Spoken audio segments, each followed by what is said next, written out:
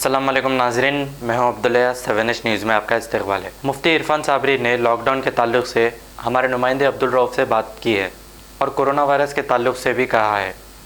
آئیے دیکھتے ہیں یہ رپورٹ۔ السلام علیکم ورحمۃ اللہ وبرکاتہ۔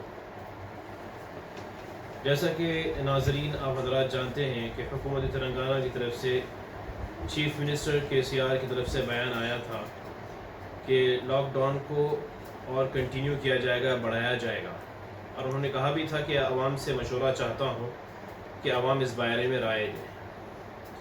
تو ہماری رائے یہ ہے ہمارے چیف منسٹر KCR صاحب کہ آپ لاک ڈاؤن کو بالکل بڑھائیں، اس میں کوئی جو ہے پریشانی کی بات نہیں ہے کہ لوگوں کے لیے، جن لوگوں کے پاس لاکھوں اور کروڑوں روپے، ان لوگوں کے لیے کوئی پریشانی کی بات نہیں ہے۔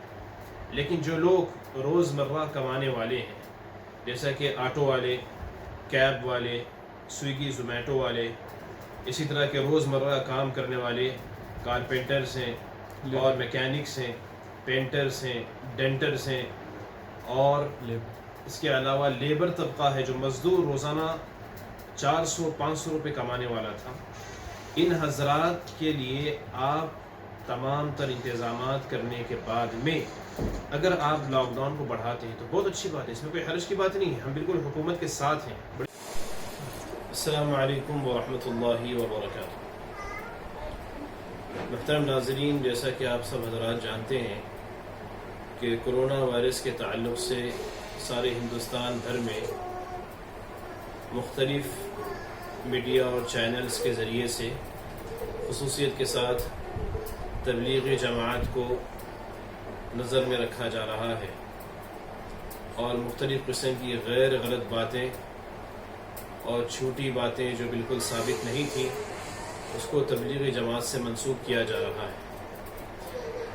تو لہذا اسی بنیاد پر ہندوستان کی حکومت نے ہندوستان کے مختلف علاقوں سے تبلیغی جماعت کے افراد کو گھروں سے اٹھایا، کوارنٹائن کیا اور ان کے ٹیسٹ وغیرہ کیے گئے۔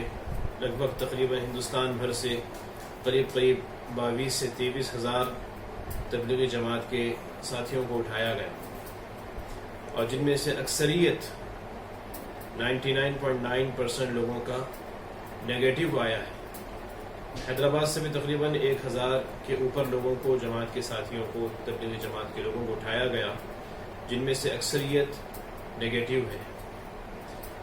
اور جب نیگیٹو رپورٹ آ رہی ہے اس کے باوجود بھی انہیں کوارنٹائن رکھا جا رہا ہے، ہسپتال میں رکھا جا رہا ہے، اور پازیٹیو جس کو کہا جا رہا ہے اس کی کوئی رپورٹ نہ دکھائی جا رہی ہے اور نہ کوئی رپورٹ سامنے آ رہی ہے۔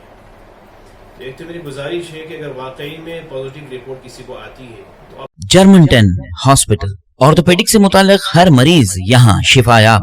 بین الاقوامی شہرت یافتہ اور انعام یافتہ ڈاکٹر میر جواد زار Khan, senior orthopaedic surgeon, advance operation theatre, ICU، digital X ray, laboratory, physio therapy, pharmacy, sharing اور پرائیویٹ رومز، لیڈی ڈاکٹرز اور ڈاکٹر ارجمن سلطانہ گینیکولوجسٹ کی خدمات حاصل۔ واجبی فیس اور مکمل سہولیات سے ہزاروں مطمئن، ایمبولینس سے آراستہ جرمنٹن آرتھوپیڈک ہاسپٹل، پلر نمبر 150 عطاب۔ خبر ہے شہر کی، خبر ہے گاؤں کی، خبر ہے ساری دنیا کی۔ 7H نیوز پسند آئے تو لائک کیجئے، شیئر کیجیے اور سبسکرائب کرنا نہ بھولیں۔ 7H نیوز، آپ کی آواز۔